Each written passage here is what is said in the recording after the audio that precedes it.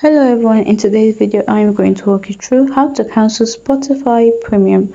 Now, if you're registered on subscribe to Spotify Premium and you want to cancel it, here is how to do it. First of all, you need to sign into your account. You need to go to spotify.com/account using your browser. Log in with your account details. Then now open the subscription section on the account page. Find and click manage your plan under the your plan section. Now cancel your premium. Select cancel premium.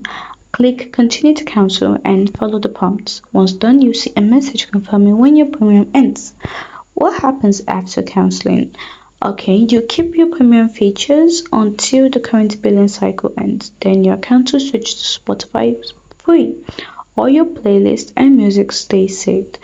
Important to note, if you subscribe through Apple, Google Play or your phone provider, you have to cancel from that service instead.